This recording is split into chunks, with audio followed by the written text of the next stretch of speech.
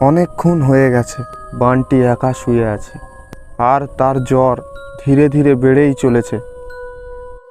কিন্তু হঠাৎ করে বানটির কাকা কোথায় গেল কিছুই তো বোঝা যাচ্ছে না। তারপর বানটির কাকা তপন কাকে যেন একটা বাড়িতে নিয়ে এলো।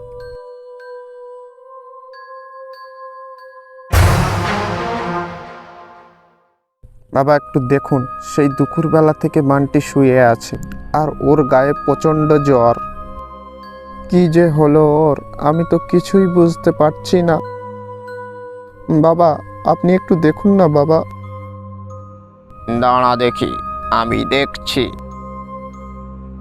আমাকে একটু বুঝতে দে। তারপর সাধু বাবা নিজের চোখটা বন্ধ করলো আর সে সব কিছু বুঝতে পারল। এবার বুঝলাম। কি বুঝলেন বাবা? কোনো খারাপ কিছু?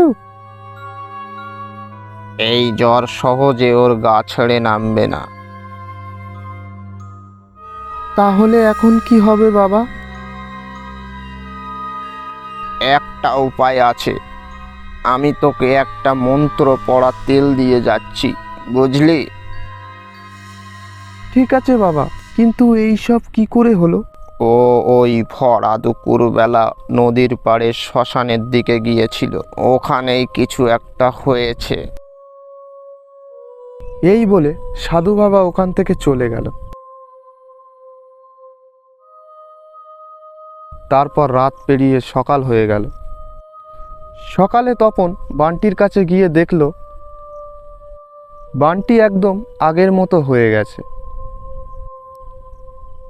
কিন্তু সে কোনো কথা বলছে না।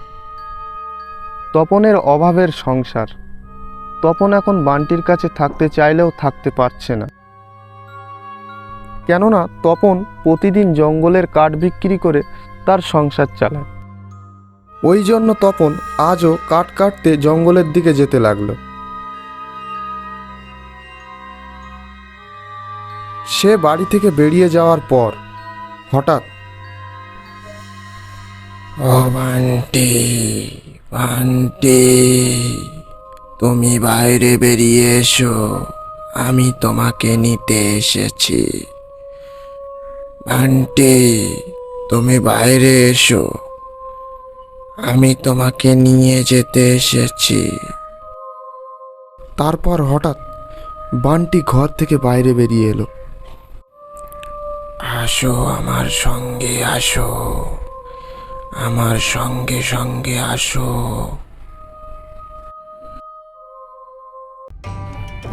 তপন বাড়িতে এসে দেখল বানটি বাড়িতে নেই। সে কিছুক্ষণ পর সব বুঝতে পারল। সে এক মুহূর্ত দেরি না করে ওই নদীর পাড়ে শ্মশানের দিকে যেতে লাগলো।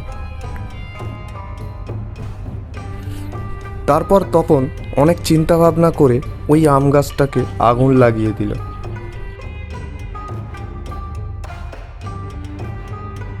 আর তারপরেই বানটি মুক্তি পেল। তোমরা ভাবছো তপন হঠাৎ করে আম গাছটা কেন ধরিয়ে দিল? কারণ সাধু বাবা তপনকে সব কথা খুলে বলেছিল ওই নদীর পাড়ের আম গাছটার ব্যাপারে। তো আজকের মতো গল্পটা এখানেই শেষ করছি। দেখা হচ্ছে পরের ভিডিওতে।